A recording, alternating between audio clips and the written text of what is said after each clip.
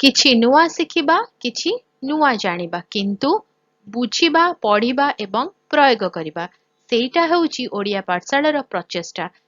ଆପଣମାନଙ୍କୁ ସମସ୍ତଙ୍କୁ ସ୍ୱାଗତ ଓଡ଼ିଆ ପାଠଶାଳାକୁ। ଚାଲନ୍ତୁ ଆଜିର ଭିଡ଼ିଓରେ ଡିସ୍କସ୍ କରିବା AQI ଏୟାର କ୍ୱାଲିଟି ଇଣ୍ଡେକ୍ସ ବିଷୟରେ।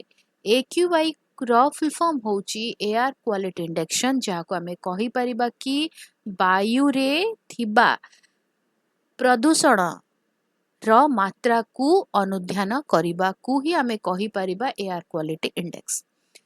ଏହା ଏକ ସାଂଖ୍ୟିକ ସ୍କେଲ ଯାହା ବାୟୁ କେତେ ସଫା କିମ୍ବା ପ୍ରଦୂଷିତ ଏବଂ ଏହା କିପରି ମାନବ ସ୍ୱାସ୍ଥ୍ୟକୁ ପ୍ରଭାବିତ କରିପାରେ ତାହା ମାପ ଏବଂ ରିପୋର୍ଟ କରିବା ପାଇଁ ବ୍ୟବହୃତ ହୁଏ। AQI ଲୋକଙ୍କୁ ଏକ ନିର୍ଦ୍ଦିଷ୍ଟ ଦିନରେ ବାୟୁ ପ୍ରଦୂଷଣର ସ୍ତର ବୁଝିବାରେ ଏବଂ ସେମାନଙ୍କର ସ୍ୱାସ୍ଥ୍ୟ ସୁରକ୍ଷା ପାଇଁ ଆବଶ୍ୟକୀୟ ସତର୍କତା ଅବଲମ୍ବନ କରିବାରେ ସାହାଯ୍ୟ କରେ। ଯଦି ଆମେ ଆଉ ଗୋଟେ ଅର୍ଥରେ ବୁଝିବା, ଯେମିତି ଦେହ ଖରାପ ହେଲେ, ଜ୍ୱର ହେଲେ ଆମେ ଥର୍ମୋମିଟର ବ୍ୟବହାର କରନ୍ତି, ସେଇଭଳି ଭାବରେ ବାୟୁରେ ଥିବା ମାତ୍ରାକୁ ଅନୁଧ୍ୟାନ କରେ AQI। ସେଇଟା ମଧ୍ୟ ଗୋଟେ ଟାଇପର ସ୍କେଲ। ବାୟୁରେ ଉପସ୍ଥିତ ପ୍ରମୁଖ ବାୟୁ ପ୍ରଦୂଷକ ସାନ୍ଦ୍ରତା ଉପରେ ଆଧାର କରି AQI ଗଣନା କରାଯାଏ।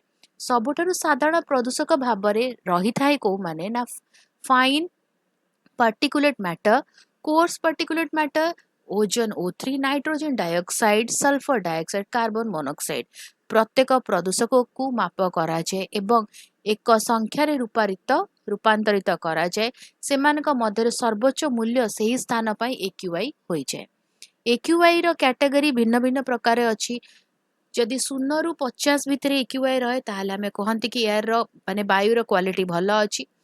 ଯଦି 50 ରୁ 100 ଭିତରେ ରୁହେ ତାହେଲେ ଆମେ କୁହନ୍ତି କି ତାକୁ ଚଳିବ, ଟିକେ ଖରାପ ହବାକୁ ଯାଉଛି, ଲୋକମାନେ ସଚେତନ ହବା ଦରକାର। ଯଦି 100 ରୁ 200 ଭିତରେ ଥାଏ ତାହେଲେ ଖରାପ, ଶ୍ୱାସ ପ୍ରକ୍ରିୟାରେ ଡିସ୍କମ୍ଫର୍ଟ ଆସେ, ଲୋକମାନଙ୍କୁ ଅସୁବିଧା ହୁଏ ନିଶ୍ୱାସ ପ୍ରଶ୍ୱାସ ନେବାରେ।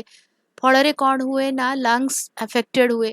ଯଦି 200 ରୁ 300 ଭିତରେ ଥାଏ ତାହା ସେଇଟା ବହୁତ ଖରାପ, ଦେହ ପାଇଁ ବହୁତ ହି ଖରାପ। 300 ରୁ 500 ଯୋଉଟାକୁ ସିଭିୟର AQI କୁହାଯାଏ, ଯୋଉଥିରେ କି ହେଲ୍ଥ ଇସ୍ୟୁଜ ବହୁତ ପରିମାଣରେ ଅଧିକା ଆସେ। କାହିଁକି AQI ଟି ହେଉଛି ଇମ୍ପର୍ଟାଣ୍ଟ? AQI ସରକାରଙ୍କୁ ସ୍ୱାସ୍ଥ୍ୟ ପରାମର୍ଶ ଜାରି କରିବାରେ ସାହାଯ୍ୟ କରେ ଏବଂ ଲୋକମାନଙ୍କୁ ବୁଦ୍ଧିମାନ ଭାବରେ ବାହ୍ୟ କାର୍ଯ୍ୟକଳାପ ଯୋଜନା କରିବାକୁ ସକ୍ଷମ କରେ। ଉଚ୍ଚ AQI ର ସ୍ତର ଶ୍ୱାସକ୍ରିୟା ସମସ୍ୟା, ଆଖି ଜ୍ୱଳନ, ଆସ୍ଥମା ଏବଂ ହୃଦରୋଗ ସୃଷ୍ଟି କରିପାରେ। ପିଲା, ବୟସ୍କ ବ୍ୟକ୍ତି ଏବଂ ଶ୍ୱାସକ୍ରିୟା ସମସ୍ୟା ଥିବା ଲୋକମାନେ ଅଧିକ ଦୁର୍ବଳ ହୋଇ ପଡ଼ନ୍ତି। ବାୟୁ ପ୍ରଦୂଷଣ ନିରୀକ୍ଷଣ ଏବଂ ଜନସ୍ୱାସ୍ଥ୍ୟ ସୁରକ୍ଷା ପାଇଁ AQI ଏକ ଗୁରୁତ୍ୱପୂର୍ଣ୍ଣ ଉପକରଣ। AQI କୁ ବୁଝିବା ଲୋକମାନଙ୍କୁ ପ୍ରତିରୋଧମୂଳକ ପଦକ୍ଷେପ ନେବାକୁ ଉତ୍ସାହିତ କରେ ଏବଂ ବାୟୁ ପ୍ରଦୂଷଣ ହ୍ରାସ କରିବା ଏବଂ ପରିବେଶଗତ ଗୁଣବତ୍ତା ଉନ୍ନତ କରିବା ପାଇଁ ପ୍ରୟାସକୁ ସମର୍ଥନ କରେ। ଭିଡ଼ିଓଟି କେମିତି ଲାଗିଲା ମୋତେ କମେଣ୍ଟ କରିକି ଜଣାଇବ। ଯଦି କିଛି କ୍ୱେଶ୍ଚିନ୍ସ ଅଛି, ଡାଉଟ୍ ଅଛି ବା ମୁଁ କହିଲା ବେଳେ ଛାଡ଼ିଗଲି ତାହେଲେ କମେଣ୍ଟରେ ଲେଖିଦେବ, ଆନ୍ସର କରିବା। ଆଉ ଯଦି ଭଲ ଲାଗିଲା ତାହେଲେ ଭିଡ଼ିଓ ଟିକେ ଲାଇକ୍ କରିଦେବ, ଭିଡ଼ିଓକୁ ଆମ ସହିତ ସେୟାର କର, ଚ୍ୟାନେଲକୁ ସବସ୍କ୍ରାଇବ କରି ବେଲ୍ ଆଇକନ୍ ପ୍ରେସ୍ କରି ଅଲ୍ ନୋଟିଫିକେସନକୁ ଅନ୍ ରଖିଥାଅ।